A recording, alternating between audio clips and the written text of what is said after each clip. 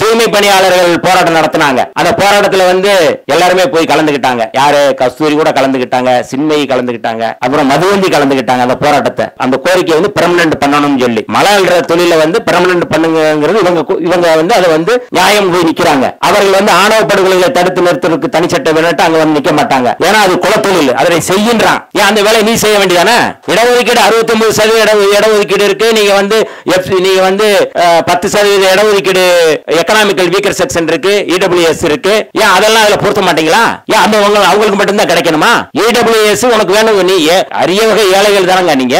ஏன் அந்த வேலையை நீங்க செய்ய மாட்டீங்களா? 10% இடஒதுக்கீடு அங்க நடைமுறைப்படுத்து, மற்ற இடஒதுக்கீடு அங்க நடைமுறைப்படுத்து. ஏன் அவங்களுக்கு மட்டும் நீங்க தர்றீங்க? ஒரு குலத்தொழில நீங்க செய்யறதுக்கு எல்லாரும் வரிஞ்சு கட்டி போய் நிக்கிறீங்க. ஆணவ படுகொலைகளை தடுத்து நிறுத்துறதுக்கு தனி சட்டம் வேணும்னா அதை பத்தி நீங்க பேச மாட்டீங்க. ஏனென்றால் இது அப்படியே வந்து சாதியை பாதுகாப்பதற்கான அமைப்பு. இந்த ஆணவ படுகொலைகளை வந்து நடக்கணும் அப்படின்னா சாதியை பாதுகாப்பதுதான். ஆடு மாடுகளுக்கு மாநாடு நடத்துவாங்க, குடிப்பெருமை பேசுவான், அதுதான் தமிழ் தேசியம் நீங்க நம்பிக்கிட்டு இருக்கிறாங்க. ரோஷினி நாடார் அப்படிங்கிற நாடாருங்கிறது பெருமிதம் சொல்றாங்க. எவன் ஒருவன் பேருக்கு பின்னால் ஜாதியை போடுகிறானோ அவன் வர்ணாசிரமத்தை ஏற்றுக்கொள்கிறான் என்ற அர்த்தம். அவனை தழுவி பிற்படுத்தப்பட்டவர் ஜாதி பெருமையை தழுவி இங்க வந்து பின்னாடி மூர்த்தி பெரியவர், ரமேஷ் பெரியவர் போடுறான். நீ அதை போட்டாலே நீ வர்ணாசிரமத்தை ஏற்றுக்கொள்கிறாய், சனாதனத்தை ஏற்றுக்கொள்கின்றாய். ராமாயணத்தை பத்தி எல்லாம் பேசுறாங்க. இன்னைக்கு பாரதிய ஜனதா, RSS, சங் பரிவார் அமைப்புகள் பல்வேறு வகையில ராமாயணத்தை கதையாக அவர்கள் வந்து பாட்டாக அதை வந்து திரைப்படமாக்கி கொண்டிருக்கிறார்கள். டிவி சீரியல்ல பண்ணிட்டு இருக்காங்க. நம்ம சன் டிவியில கூட அதை போடுறாங்க. இந்த மாதிரி நச்சு கருத்துக்களை தெளிவாக அதை பரப்பி வருகிறார்கள். ராஜமௌலியின் ஒரு டைரக்டர் கூட இப்ப சமீபத்தில் ஒன்று ராமாயணத்தை தழுவிதான் அவர் வந்து படம் எடுத்தார். ராமாயணத்தில் வருகின்ற மிக முக்கியமான அந்த கதாபாத்திரம், அந்த மாளிகைக்கு வெளியிலே ஒரு பார்ப்பனர் தன்னுடைய குழந்தை, செத்து போன குழந்தையை மடியை வைத்துக் கொண்டு, ராமா உன்னுடைய ஆட்சி கெட்டு போய்விட்டது, உன்னுடைய ஆட்சி மிக மோசமாகி கொண்டிருக்கிறது என்று ராமனை பார்த்து கேட்டபோது ராமன் வெளியிலே வருகிறார். என்ன ஆட்சி என்று கேட்கிறார்கள். கேட்கும் பொழுது உன்னுடைய ஆட்சி மிக மோசமா போய் கொண்டிருக்கின்றது, குலம் தர்மம் மாதிரி வேலைகள் நடந்து கொண்டிருக்கிறது, தர்மம் மாதிரி மிக மோசமான செயல்கள் எல்லாம் செய்து கொண்டிருக்கிறார்கள் என்று சொன்ன பொழுது என்ன நடக்கிறது என்று கேட்கிறார். நீங்க காட்டுல போய் பாருங்க என்று சொல்லுகிறார் அந்த பார்ப்பனர். இவர் வாள் எடுத்து குதிரையை ஏறி அந்த காடுகளுக்குள் சுத்துகிறார். ஒருவன் மரக்கிளையில தலைகளாக தொங்கிக் கொண்டிருக்கிறான். ராமன் கேட்கிறான், நீ யார் என்று கேட்கிறார். நீ என்ன செய்து கொண்டிருக்கிறாய் என்றால், நான் வந்து தவம் செய்து கொண்டிருக்கிறேன் என்று சொல்கிறான். உன்னுடைய பெயர் என்ன என்றால் சம்புவன். உன்னுடைய சாதி என்ன என்றால் அவன் சொல்கிறான், நான் என்னுடைய சாதி வந்து வேட்டுவ சமூகம், அதாவது பழங்குடி சமூகம் என்று சொல்கிறான். ராமன் கீழ் சாதிக்காரனாக நீ வந்து எப்படி வந்து ஜாதி மாதிரி எப்படி வந்து இந்த தர்மத்தை செய்ய முடியும்? அந்தந்த சாதிக்கென்று ஒரு தர்மம் இருக்கின்றது, நீ சாதி மாதிரி இந்த தர்மத்தை எப்படி செய்ய முடியும் என்று சொல்லி வாள் எடுத்து அவனை தலையை வெட்டி படுகொலை செய்கிறான். அந்த ரத்தம் வந்து அந்த குழந்தைக்கு தெரித்த பிறகு அந்த குழந்தை உயிர்ப்பித்ததாக அந்த கதையிலே சொல்லப்படுகின்றது. சாதி மாறி திருமணம் செய்தாலோ அல்லது சாதி மாறி இந்த மாதிரி தவம் செய்தாலோ படுகொலை செய்ய வேண்டும் என்று ராமாயணத்தில் சொல்லப்பட்டிருக்கின்றது. இந்து தர்மம் அதுதான் சனாதனம். இந்து மதத்தில் இருக்கின்ற வர்ணாசிரமத்தை பாதுகாக்க வேண்டும் என்பதுதான் ராமாயணத்தினுடைய கதை. அந்த ராமாயணத்துடைய துணை கதை தான் மகாபாரதம். அதுதான் 4 வர்ணங்களை நானே படைத்தேன் என்று பரமாத்மா மூல கிருஷ்ண பரமாத்மா மூல சொல்லப்பட்டது. இந்த 2 கதைகளையும் வைத்துக் கொண்டுதான் இன்றைக்கு இந்த படுகொலைகளை நியாயப்படுத்தி வருகிறார்கள். இந்து மதத்தில் சாதி மாறி திருமணம் செய்தால் படுகொலை செய்ய வேண்டும் என்று ராமன் சொல்லி இருக்கின்றான். ஆகவே இந்த படுகொலையை செய்கிறோம். இது காலங்காலமாக சொல்லப்பட்ட கதை. வெறும் நீங்க வந்து கொலை செய்யற அப்படின்னா இந்த கொலையை வந்து சும்மா சாதாரணமா செஞ்சுட்டு போல. இந்த கொலைகளுக்கு பின்னாடி, இந்த ஆணவ படுகொலைக்கு பின்னாடி ஒரு கோட்பாடு இருக்கின்றது. அந்த கோட்பாடு தான் சனாதன கோட்பாடு. அந்த கோட்பாடு தான் வர்ணாசிரம கோட்பாடு. அந்த கோட்பாட்டை நாம் அழித்தொழிக்க வேண்டும். அதுதான் புரட்சியாளர் அம்பேத்கர் அவர்கள் சொன்னார்கள். இந்து மதம் அழிக்கப்பட வேண்டிய மதம். இந்து மதத்தில் சமத்துவம் இல்லை, இந்து மதத்தில் எப்பொழுதுமே சமூக நீதி இல்லை. ஆகவேதான் இந்து மதத்திற்கு எதிராக அவர் மதமா இருக்கிறார். ஆக இந்த படுகொலை எங்கிருந்து தொடங்குகின்றது? அவர் இந்த கோட்பாட்டை, வர்ணாசிரமத்தை பாதுகாக்க வேண்டும். இதுதான் அவருடைய நுட்பமான அரசியல். ராமன் பார்ப்பனர் அல்ல, ஆனால் பார்ப்பனர்களுக்காக அந்த படுகொலை செய்கிறார். ராமதாஸ் பார்ப்பனர் அல்ல, ஆனால் பார்ப்பனர்களுடைய இந்த கருத்தியலுக்காக படுகொலை செய்கிறார், படுகொலை செய்ய தூண்டுகிறார். 2 ஒன்றுதான். ராமன் ஒன்றுதான், ராமதாசும் ஒன்றுதான். நான் வந்து கருத்தியல் ரீதியா சொல்றேன். நான் ராமன் பார்ப்பனர் அல்ல, ஆனா பார்ப்பனர்களுக்காக அந்த படுகொலையை செய்கிறான். மருத்துவர் ராமதாஸ் அவர்கள் பார்ப்பனர் அல்ல, ஆனால் பார்ப்பனருடைய இந்த கருத்தியலை நடைமுறைப்படுத்துவதற்காக இந்த வேலையை செய்கிறார்கள். வெறும் அது ராமதாசோடு மட்டும் நான் முடிக்கவில்லை. இதை அதனுடைய தொடர்ச்சி இன்றைக்கு நிறைய இருக்கிறார்கள். இந்த கருத்திலே உள்வாங்கிக் கொள்கிறார்கள். இந்த கருத்திலே உள்வாங்கிக் கொண்டுதான் இந்த களத்திலே அவர்கள் வந்து இந்த படுகொலைகளை செய்கிறார்கள். ஆணவ படுகொலைகளை தடுத்து நிறுத்துவதற்கான தனிச்சட்டம் வேண்டும் என்கின்ற கோரிக்கையை வலியுறுத்தி இந்த அமர்வுக்கு வந்திருக்கிற அத்தனை பேருமே இந்த கோரிக்கையை வலியுறுத்தி தான் நம்ம வந்து இங்கே வந்திருக்கிறோம். எதிரான பார்வையில் இல்லை. எல்லாரும் ஒரே ஒத்த குரல், தமிழ்நாடு அரசே தனி சட்டத்தை ஏற்று. இதுதான் நம்முடைய கோரிக்கை. அந்த கோரிக்கையை வலியுறுத்தி தான் நாம் இன்றைக்கு வந்து இந்த கருத்தரங்கத்தை நாம் நடத்துகின்றோம். இதே கோரிக்கையை வேறு விதமாகவும் இன்னைக்கு வந்து என்ன விதமான கோரிக்கை வைக்கிறேன்னா, கவின் படுகொலை நடந்தவுடனே விடுதலை சிறுத்தைகளும் போராட்டம் நடத்தினோம், மற்ற கட்சியைச் சேர்ந்தவர்களும் அங்கே போராட்டம் நடத்தினார்கள். இன்றைக்கு இந்த களத்தில் இடதுசாரிகள், அதாவது தொடர்ச்சியாக வந்து சிபிஎம்னுடைய தீண்டாமை ஒழிப்பு முன்னணி இந்த சாதி ஆணவ படுகொலைகளை தடுத்து நிறுத்துவதற்கு தனிச்சட்டம் வேண்டும் என்று நடைபயணம்லாம் வைத்தார்கள். நாங்களும் அதில் கலந்து கொண்டோம். அதே போல் அண்ணன் திராவிட விடுதலை கழகம் தலைவர் மரியாதைக்குரிய அண்ணன் குளத்தூர் மணி அவர்களுடைய தலைமையில் தமிழ்நாடு முழுக்க இது குறித்து ஒரு பரப்புரை செய்தார்கள்.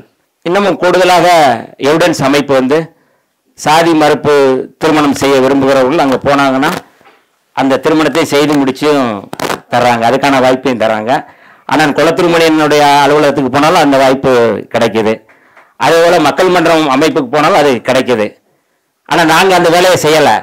ஆனால் நாங்கள் வந்து இந்த வேலையை நாங்கள் செய்கிறோம்னு சொல்லி அரசியல் ரீதியான ஒரு குற்றச்சாட்டை சுமத்தினார்கள். செய்கிறவங்கள இவங்க, நாங்கள் செய்யவே இல்லை. ஆனால் அந்த குற்றச்சாட்டு ஒரு அரசியல் ரீதியாக அதை சுமத்துகிறார் என்பதற்காக சொல்ற. ஜீன்ஸ் பேண்ட்டு, டிஷர்ட்டு, ஒரு 1 ரூபா கூலிங் கிளாஸ், அவர் சொல்ற ஸ்டைல் அதுதான் சொல்றாரு. அவங்க இப்படி போட்டு பெண்களை ஏமாற்றுகிறார்கள், காதல் திருமணம் செய்கிறார்கள் என்று சொன்னார்கள். அது வந்து இளவரசன் படுகொலைக்கு பிறகு அவர் எடுத்த அந்த முடிவு. அம்மா வந்திருக்கிறாங்க. அது கோகுல்ராஜ் படுகொலையில் சம்பந்தப்பட்ட குற்றவாளிகளுக்கு தண்டனை வாங்கி கொடுத்த மரியாதைக்குரிய வழக்கறிஞர் பாப்பா மோகன் அவர்களும் இந்த களத்திலே வந்திருக்கிறார்கள். அவருக்கு கடுமையான மிரட்டல் வந்தபோது கூட, ஏன்னா அந்த சமூகத்தை சார்ந்து அவரை சொன்னார்கள், தீரன் சின்னமலை அவங்க யுவராஜுடைய சமூகம் தான் இவரே இப்படி செய்யலாமாங்கிறத கூட முகநூலில் நம்ம வந்து பார்த்துருக்கோம். ஆனால் இந்த சாதி ஒழிப்பு களத்திலே சமரசம் இல்லாமல் நின்று கொண்டிருக்கின்ற மிகப்பெரிய களப்போராளிகள் தான் இந்த களத்தில் நாம் நின்று கொண்டிருக்கின்றோம். நாம் இந்த ஆணவ படுகொலைகளை தடுத்து நிறுத்துவதற்கு தனிச்சட்டம் இயற்ற வேண்டும் என்கின்ற ஒரு கோரிக்கையை முன்வைத்துக் கொண்டிருக்கும் பொழுது இன்னொரு கோரிக்கை எழுந்தது என்று சொன்னேன்.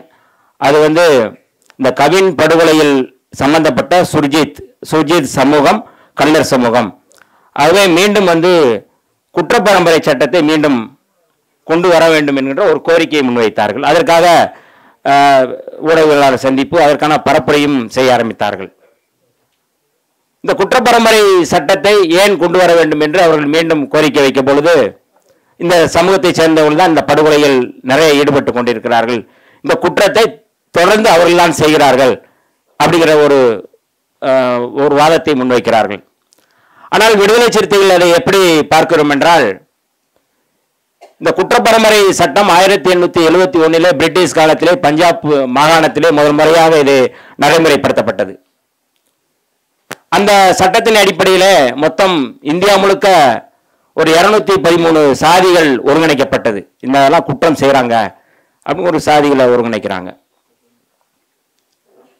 தமிழ்நாட்டில் ஒரு 89 சாதியை வகைப்படுத்துகிறார்கள். முதல்ல வந்து அங்கே பண்ணுறாங்க. அப்புறம் வந்து 1911 வந்து ஒரு 89 சாதியை வந்து அவர்கள் வந்து குறி வச்சு பண்ணுறாங்க. அதில் வந்து கல்லர், மறவர், அகமுடையார் சமூகம் மட்டுமல்ல, அதில் வந்து 89 சாதியில் உப்புக்குறவர் இருக்கிறாங்க, வேட்டுவ கவுண்டர்கள் இருக்கிறாங்க, அப்புறம் இன்னும் வந்து அந்த இதில் வந்து தொம்பர் இருக்கிறாங்க, கேப்மாரின்னு ஒரு சமூகம். வட மாவட்டங்களில், தமிழ்நாட்டை பொறுத்தளவு வட மாவட்டங்களில் பறையர்களும் குற்றப்பரம்பரை சட்டத்தில் சேர்க்கப்பட்டார்கள். அதில் அப்புறம் வந்து ரெட்டியாரில் ஒரு பிரிவை அதில் சேர்த்திருந்தாலும் மொத்தம் இப்படி 89 சாதி. வன்னியர் வட மாவட்டங்களில் வன்னியர்களும் குற்றப்பரம்பரை சட்டத்தில் இருக்கிறாங்க. இந்த பிரிவுகள்லாம் இருக்கிறாங்க. அந்த சமூகமே குற்றப்பரம்பரை சட்டத்தில் கையெழுத்துப்பட வேண்டிய அவசியம் இல்லை. அதில் குற்றம் விளைவிப்பதாக இவர்கள் எல்லாம் ஈடுபடுகிறார்கள், கிரிமினலாக இருக்கிறாங்க அப்படின்னு கண்டறிந்து ஒரு 10 பேரோ 20 பேரோ கொண்டு வந்து அதில் நிறுத்துகிறார்கள். இந்த தமிழ்நாட்டிற்குள் இந்த 89 சாதியை வகைப்படுத்த வேண்டும் என்று சொன்னவர் ஒருவர் இருக்கிறார். அவர் தான் வந்து இந்த பட்டியலை பூரா கொடுக்கிறாரு. அவர் பேர் ராமானுஜ ஐயங்கார். அவர் அந்த பட்டியலை கொடுக்கிறாரு, இந்த சாதியெல்லாம் நீங்க சேருங்க அப்படின்னு சொல்லி சொல்றாரு. இது நடைமுறைப்படுத்துகிறார்கள். இதுதான் ஊர் மந்தையில் ஒரு நோட்டு இருக்கும். அந்த நோட்டில் வந்து இவரெல்லாம் வந்து கையெழுத்து போட்டு போயிடணும். அதுக்கு ஒரு கல்லர் அமைப்புன்னு ஒன்று உருவாக்குனாங்க. யாரு? மதுரையில் இருக்கிற கலெக்டர் ராஜா ஐயர். இந்த ரெண்டு பேரும் சேர்ந்து இதை பண்றாங்க. இதற்கு எதிராக மிகப்பெரிய போராட்டங்கள் வந்து அங்கங்க வெடிக்குது. 1920 வந்து உசிலம்பட்டியில வந்து மாயாக்கால் உள்ளிட்ட 17 பேர் இந்த படுகொலை இந்த சட்டத்துக்கு எதிராக போராட்டம் நடத்தி 17 பேர் சுட்டு படுகொலை செய்யப்படுகிறார்கள். அப்பொழுது முத்துராமலிங்க தேவருக்கு வயது 12 தான். அதே போல தஞ்சை மாவட்டத்தில் வந்து கோபாலசாமி ரகுநாத ராஜாளியார் அவர் வந்து 5ஆம் ஜார்ஜ் மன்னரை சந்தித்து இந்த சட்டத்தை நீக்க வேண்டும். ஏன்னா தஞ்சை பகுதியில் ஈச நாட்டு கல்லர்கள் இருந்தாங்க, அவர்கள் எங்க சமூகத்தை சேர்ந்தவர்கள், அவர்கள் இந்த பட்டியலில் நீக்கணும் சொல்லி அங்க கோரிக்கை வைத்து அந்த சட்டத்தை அவர்கள் நீக்கினார்கள். அப்பொழுது முத்துராமலிங்க தேவருக்கு வயது 3 வயது தான். இந்த சட்டத்திற்கு எதிராக முழுமையாக எல்லோரும் போராடி கொண்டிருக்கும்போது 1933 சட்ட ஆணையத்தில் ஒரு தலைவர் இந்த சட்டத்தை நீக்க வேண்டும், இந்த சட்டம் ஆளுநருடைய 108வது பிரிவின்படி அந்த விதியின்படி யாரையெல்லாம் சேர்க்க வேண்டும் என்று ஆளுநருக்கு அதிகாரம் இருக்கிறது, அதெல்லாம் நீக்க வேண்டும் என்று ஒரு தலைவர் வந்து அதை கோரிக்கை வைக்கிறார்கள் 1933. அந்த தலைவர் தான் புரட்சியாளர் அம்பேத்கர் அவர்கள். இது எத்தனை பேருக்கும் தெரியும்? வெறும் கல்லர் மறவர் அகமுடையார் மட்டுமல்ல, இவ்வளவு சாதிகள் இருக்கு. ஒரு சமூகத்தை குற்ற பரம்பரை என்று எப்படி வகைப்படுத்துவீர்கள்? அதனுடைய தொடர்ச்சியாக ஒன்டன் போடுறது போலீஸ்காரன். இன்னைக்கு தலித்துகள் மீது இந்த மாதிரி வந்து எதிராக போராடுறவங்க மேல எல்லாரையும் கூப்பிட்டு காவல் நிலையத்தில் உட்கார வச்சு ஒன்டன் வாங்கி கையெழுத்து வாங்குறான் அப்படின்னா அது குற்ற பரம்பரையிலிருந்து இன்னொரு வகை தான் அது. இன்னைக்கு நிறைய தலித் இளைஞர்கள், இன்னைக்கு விடுதலை சிறுத்தைகள், தலித் அமைப்புகள் சேர்ந்த தோழர்கள் எல்லாருமே வந்து ஒன்டன்ல கையெழுத்து போடுறாங்க. இது அதுல இருந்து வந்தது. 1947 ஜூன்ல வந்து தமிழ்நாட்டில் வந்து சுப்பராயன் சமூக நீதி கட்சியினுடைய முன்னணி தலைவர்களில் வருவார். அன்றைக்கு வந்து உள்துறை அமைச்சராக இருந்தார். அவர் இந்த சட்டத்தை நீக்குவதாக அறிவித்தார்கள். எந்த சட்டத்தை? குற்ற பரம்பரை சட்டம் நீக்கப்படுகிறது என்று அவர் அறிவித்தார்கள். அறிவிக்கும் பொழுது சுப்பராயன் அவர்கள் சொன்னார்கள், புரட்சியாளர் அம்பேத்கர் அவர்கள் சட்ட ஆணையத்தில் சொன்ன தகவலின் அடிப்படையில் அவர் சொன்ன அந்த கருத்து அடிப்படையில் தான் இந்த சட்டத்தை நாங்கள் நீக்குகிறோம் என்று வெளிப்படையாக அறிவித்தார்கள். அந்த சட்டத்தின் அடிப்படையில், அந்த வாதத்தின் அடிப்படையில், அந்த ஆணையின் அடிப்படையில் தான் இன்றைக்கு சட்டம் நீக்கப்பட்டிருக்கின்றது. ஒரு சாதாரணம் இல்லை. இந்த சட்டம் நீக்கப்பட்டிருக்கிறது என்றால் வெறும் வந்து ஒரு போராடினார் என்றல்ல. சுப்பராயன் அவர்கள் வெளிப்படையாக சொல்கிறார்கள், இந்த சட்டம் நீக்கப்பட வேண்டும், இந்த சட்டம் மிக மோசமானது, இந்த சட்டத்தை நீக்குவதற்கு வழிவகை செய்தவர் புரட்சியாளர் அம்பேத்கர் அவர்கள். எத்தனை பேருக்கு தெரியும்? இன்னைக்கு புரட்சியாளர் அம்பேத்கர் சிலைகள் அவமதிக்கப்படுகின்றன, உடைக்கப்படுகின்றன. எந்த சமூகத்தால், எந்த சமூகம் இந்த குற்றப்பரம்பரை சட்டத்தில் நீக்கப்பட வேண்டும் என்று சொன்னாரோ அவர்கள் இந்த வேலைகளை செய்கிறார்கள். எல்லோருக்கும் பொதுவான ஒரு தலைவராக அன்றைக்கே அவர் வந்து எதை பற்றியும் கவலைப்படவில்லை. ஆனால் இன்றைக்கு ஒரு சமூகத்தை குறிவைக்கிறார்கள். மிக மோசமாக இந்த சாதி ஆணவ படுகொலைகள் சாதாரணம் நடக்கின்றது. சுர்ஜித் வந்து தன்னுடைய கவினை வந்து மச்சான் தான் கூப்பிடுவான். நாங்கள் போய் அந்த வீட்டுக்கு போகும்போது அவ்வளவு அவங்க வந்து அவனை விட வசதியான குடும்பத்தை சேர்ந்தவர்கள் தான், வசதி தான். அவங்கள விட சுர்ஜித் குடும்பத்தை விட கவின் குடும்பம் வசதியான குடும்பம். இவன் மச்சான் மச்சான் தான் சொல்றான். ஆனால் அழைத்து வந்து மிக மோசமாக மிளகாப்படி தூவி அந்த படுகொலையை நடத்தி இருக்கின்றான்.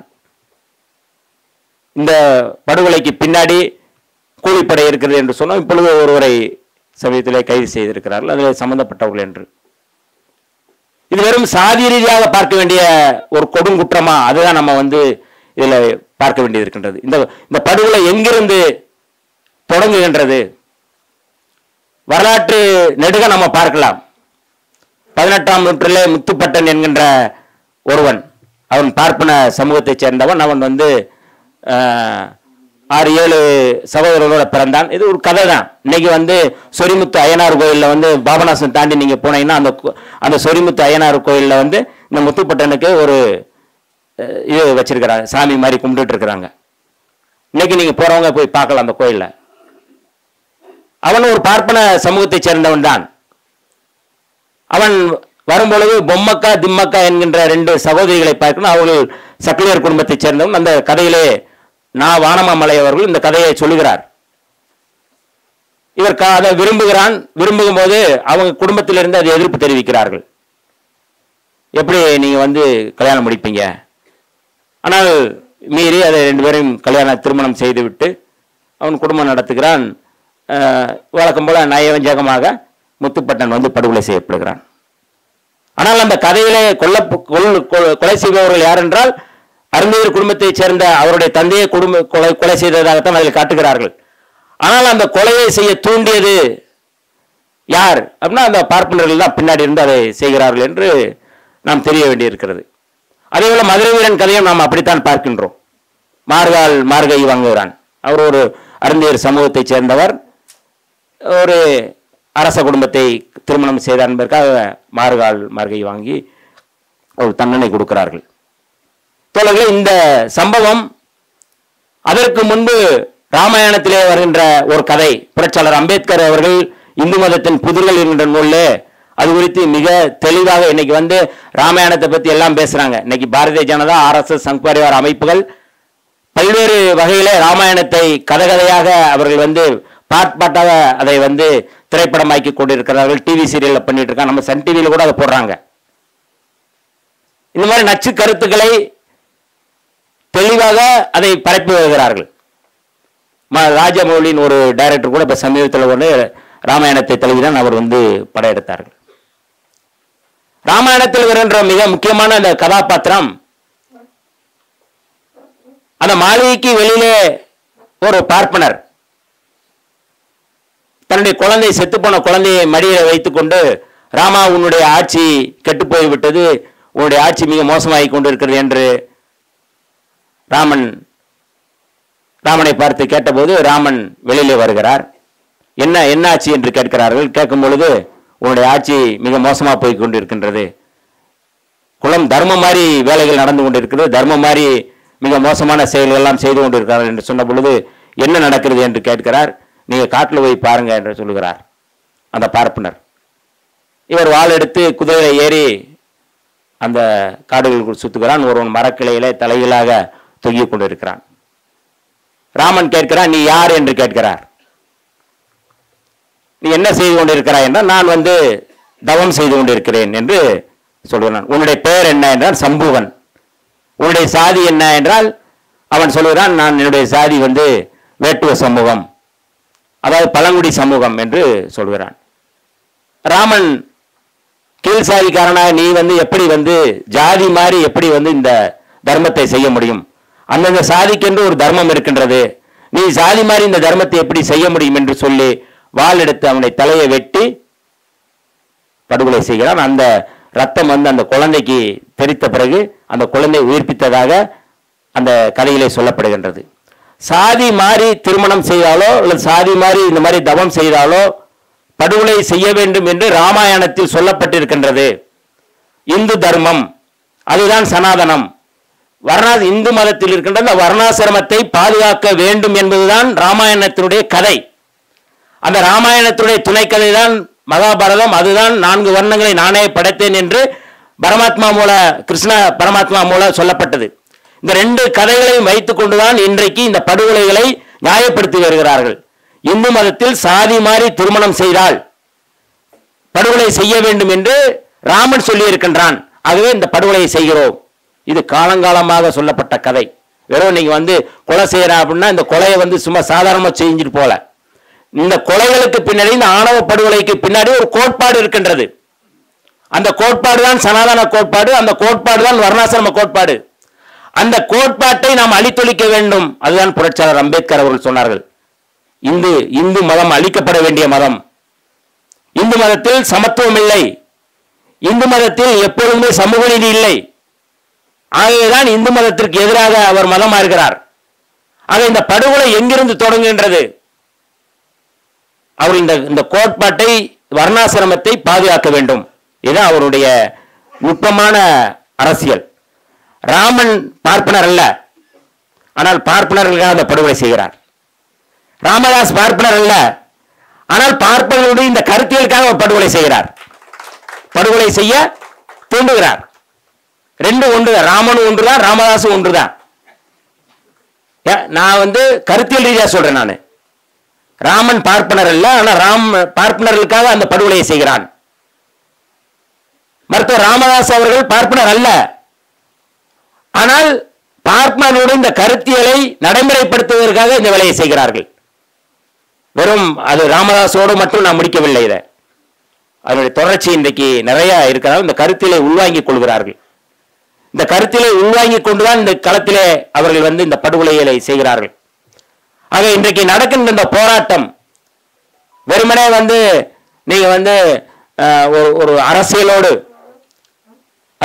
அதோடு மட்டும் முடிச்சு விட முடியாது.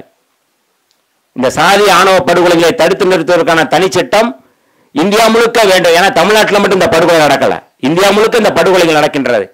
அதுதான் எங்களுடைய தலைவர் எழுச்சி தமிழர் தொல்காப்பியன் திருமாவளவன் அவர்கள் நாடாளுமன்றத்திலேயே இந்த சாதி ஆணவ படுகொலைகளை தடுத்து நிறுத்த தனி சட்டம் வேண்டும் என்ற கோரிக்கையை நாம் வைக்கின்றோம். தமிழ்நாட்டிலும் அது தேவை. சமீபத்தில் இடதுசாரி தலைவர்களோடு எங்களுடைய தலைவரும் சந்தித்து முதலமைச்சரை சந்தித்து இந்த சாதி ஆணவ படுகொலைகளை தடுத்து நிறுத்துவதற்கு தனி சட்டம் வேண்டும் என்று கோரிக்கை வைத்தோம். ஆனால் அவர்கள் அங்கே ஒரு இறுக்கம் இருப்பதை நாம் புரிந்து கொள்ள முடிகின்றது. ஏன்னா நம்ம இந்த சாதி ஆணவ படுகொலைகளை தடுத்து நிறுத்துவதற்கு தனி சட்டம் ஏற்றுனா தலித் அல்லாத மற்ற சமூகத்தின் என்னவா நினைப்பார்கள் அப்படிங்கிறத இருக்கலாம். ஆனால் இந்த சாதி ஆணவ படுகொலைகளை தடுத்து நிறுத்துவதற்கான தனி சட்டம் வேண்டும் என்பதோடு இன்னொரு கருத்தையும் இங்கே முன்வைக்கிறார்கள். ஏற்கனவே SC/ST ஆக்ட் இருக்கு, அதே போதும், இந்த தனி சட்டம் வேண்டாம் என்கின்ற ஒரு பார்வையை முன்வைக்கிறார்கள். தொடர்கள் ரெண்டுக்குமான வித்தியாசத்தை நம்முடைய தொடர் எவிடன்ஸ் கதிர் அவர்கள் விளக்கியிருந்தார்கள். இந்த ஆணவ படுகொலைகளை தடுப்பு தனி சட்டம் கொண்டு வந்தால் இன்றைக்கு எப்படி பிற்படுத்தப்பட்ட சமூகத்திற்குள்ளே ஒரு ஒருங்கிணைவு இல்லை. சாதி மாறி அங்கேயும் சாதி மாறி திருமணம் செய்தால் அங்கேயும் படுகொலை செய்யப்படுகிறார்கள். சாதி மாறி யார் திருமணம் செய்தாலும் படுகொலை செய்யப்படுவார்கள். இதுதான் வர்ணாசிரமம், இதுதான் சனாதனம். வெறும் தலித்துகளுக்குள்ள மட்டும் இல்ல, தலித்துகள் பிற்படுத்தப்பட்டவருக்கு திருமணம் செஞ்சு அதுக்கு மட்டும் படுகொலை செய்யப்படல. இல்ல FC இப்படி எந்த சமூகத்துக்குள்ள நீங்க சாதி மாறினாலே படுகொலை தான். அப்ப சாதி மாறக்கூடாது, அந்தந்த சாதி அந்தந்த தொழிலை செய்யணும். இதுதான் அந்த சனாதனத்துடைய அந்த வர்ணாசிரமத்துடைய மிக நுட்பமான கோட்பாடு. அப்ப இந்த பின்னணியில் இன்றைக்கு SC/ST ஆக்ட் அப்படிங்கிறது தனி. நாம் அதை புரிந்து கொள்ள வேண்டியிருக்கு. இதுவே போதும். 302 வழக்கு இப்ப சங்கர் படுகொலை செய்யப்படுவதற்கு பிறகு அதற்கு பதில் கௌசல்யா கொல்லப்பட்டிருந்தார். SC/ST ஆக்ட் அதில் பொருந்தாது என்று சொன்னார் நம்முடைய கதிர் தோழர். ஆனால் இந்த ஆணவ படுகொலையில் தடுப்பு சட்டம் வந்துவிட்டால் அதற்குள் எல்லாமே யார் பாதிக்கப்படுகிறார்களோ அவர்கள் இதை சட்டத்தின் அடிப்படையில் அவர்கள் கைது செய்யப்படுவார்கள். 1955 கொண்டு வரப்பட்ட அந்த சட்டம் தீண்டாமை ஒழிப்பு சட்டம் என்று நினைக்கின்றேன். 76 அது தீண்டாமை ஒழிப்பு சட்டமா வருது, PCR ஆக்ட். ஆனால் அதிலே வெறும் தலித் மட்டும்தான், SC மட்டும்தான் அதுல விசாரிக்கப்படுவார்கள், அல்லது SCக்கு மட்டும்தான் அதுல நன்மை கிடைக்கிறது. அப்படின்னா ST அது இல்ல அப்படிங்கிறத மாற்றி அதை மீண்டும் ஒரு சட்டம் கொண்டு வருவதற்காக ஐயா இளையபெருமாள் அவர்களுடைய தலைமையில் ஒரு கமிட்டி போடப்பட்டது. அந்த கமிட்டி 1989 சட்டம் கொண்டு வரப்பட்டது. 1989 கொண்டு வரப்பட்ட சட்டம் 1994 நடைமுறைக்கு வருகிறது. 1994 சட்டமும் திருத்தப்பட்டு 2015 ஒரு சட்டம் கொண்டு வரப்படுகிறது. இந்த சட்டம் SC/ST மட்டும். இந்த சட்டம் இதற்கும் இந்த ஆணவ படுகொலைகள் தடுப்பு சட்டம் நம்ம கேட்கிற கோரிக்கை ரெண்டும் வேற வேற. ரெண்டையும் போட்டு எல்லாரும் மிக்ஸ் பண்றாங்க. அந்த ஒரு சட்டம் இருக்குல்ல, அது போதுமே, ஏன் இந்த சட்டம் கேட்கிறாங்க. இது தனி, அது தனி. பிற்படுத்தப்பட்டவர்களுக்குள்ளே நடக்கிற இந்த படுகொலைகளையும் எல்லாரையும் நம்ம இதுல பாதுகாக்க வேண்டிய பொறுப்பு இருக்கின்றது. அப்ப அந்த சாதியை பாதுகாக்கக்கூடிய ஒரு இடம் தான் இந்த இடம். இன்னைக்கு தூய்மை பணியாளர்கள் போராட்டம் நடத்தினாங்க. அந்த போராட்டத்தில் எல்லாருமே போய் கலந்துக்கிட்டாங்க. யாரு? கஸ்தூரி கூட கலந்துக்கிட்டாங்க, சின்மயி கலந்துக்கிட்டாங்க, அப்புறம் மதுவந்தி கலந்துக்கிட்டாங்க. அந்த போராட்டத்தை அது அவங்களுடைய அந்த கோரிக்கை பெர்மனன்ட் பண்ணணும்னு சொல்லி மழை அல்ற தொழில பெர்மனன்ட் பண்ணுங்கிறது இவங்க அதை நியாயம் போய் நிக்கிறாங்க. அவர்கள் ஆணவ படுகொலைகளை தடுத்து நிறுத்துறதுக்கு தனிச்சட்ட வேணாட்டு அங்க நிக்க மாட்டாங்க. ஏன்னா அது குலத்தொழில், அதனை செய்கின்றான். ஏன் அந்த வேலையை நீ செய்ய வேண்டியதானே? இடஒதுக்கீடு 69% இடஒதுக்கீடு இருக்கு. நீங்க வந்து நீங்க வந்து 10% இடஒதுக்கீடு எக்கனாமிக்கல் வீக்கர் செக்ஷன் இருக்கு, இடபிள்யூஎஸ் இருக்கு. ஏன் அதெல்லாம் அதுல பொருத்த மாட்டீங்களா? ஏன் அந்த அவங்களுக்கு மட்டும்தான் கிடைக்கணுமா? இடபிள்யூஎஸ் உனக்கு வேணும், நீ அரிய வகை ஏழைகள் தானங்க நீங்க. ஏன் அந்த வேலையை நீங்க செய்ய மாட்டீங்களா? 10% இடஒதுக்கீடு அங்க நடைமுறைப்படுத்து, மற்ற இடஒதுக்கீடு அங்க நடைமுறைப்படுத்து. ஏன் அவங்களுக்கு மட்டும் நீங்க தர்றீங்க? ஒரு குலத்தொழில நீங்க செய்யறதுக்கு எல்லாரும் வரிஞ்சு கட்டி போய் நிக்கிறீங்க. ஆணவ படுகொலைகளை தடுத்து நிறுவதற்கு தனி சட்டம் வேணும்னா அதை பத்தி நீங்க பேச மாட்டேன். ஏனென்றால் இது அப்படியே வந்து சாதியை பாதுகாப்பதற்கான அமைப்பு. இந்த ஆணவ படுகொலைகளை வந்து நடக்கணும் அப்படின்னா சாதியை பாதுகாப்பது தான். ஆடு மாடுகளுக்கு மாநாடு நடத்துவாங்க, குடிப்பெருமை பேசுவான், அதுதான் தமிழ் தேசியம் நீங்க நம்பிக்கிட்டு இருக்கிறாங்க. ரோஷினி நாடார் அப்படிங்கிற நாடாருங்கிறது பெருமிதம் சொல்றாங்க. எவன் ஒருவன் பேருக்கு பின்னால் ஜாதியை போடுகிறானோ அவன் வர்ணாசிரமத்தை ஏற்றுக்கொள்கிறான் என்ற அர்த்தம். அவனை தழுவி பிற்படுத்தப்பட்டவர் அந்த ஜாதி பெருமையை தழுவி இங்க வந்து பின்னாடி மூர்த்தி பெரியவர் ரமேஷ் பெரியர்னு போடுறான். நீ அதை போட்டாலே நீ வர்ணாசிரமத்தை ஏற்றுக்கொள்கிறாய், சனாதனத்தை ஏற்றுக்கொள்கின்றாய். ஆக அடிப்படையில் இந்த சாதியானவ படுகொலைகளுக்கு அடிப்படை காரணம் ஒரு கோட்பாடு. அந்த கோட்பாடு தான் வர்ணாசிரம சனாதன கோட்பாடு. அந்த சனாதன கோட்பாட்டை பாதுகாத்து வருவதுதான் இந்து மதம், இந்துத்துவம். அந்த இந்து மதத்தையும் இந்துத்துவத்தையும் அழிப்பதில் தான், ஒழிப்பதில் தான் இந்த சாதியானவ படுகொலைகளை தடுத்து நிறுத்துவதற்கான ஒரு வழிவகை இருக்கின்றது. இது புரட்சியாளர் அம்பேத்கருடைய கோட்பாடு. அந்த கோட்பாட்டின் அடிப்படையில் தான் தந்தை பெரியார் அவர்கள், புரட்சியாளர் அம்பேத்கர் அவர்கள் எல்லோரும் இணைந்து இந்த சாதி ஒழிப்பு களத்திலே போராடினார்கள். நாமும் போராடுகிறோம். நாம் இந்த கோரிக்கை நிறைவேறும் வரை தொடர்ந்து போராடுவோம், ஒன்றிணைந்து போராடுவோம் என்று சொல்லி வாய்ப்புக்கு நன்றி கூறி விடைபெறுகிறேன். நன்றி, வணக்கம்.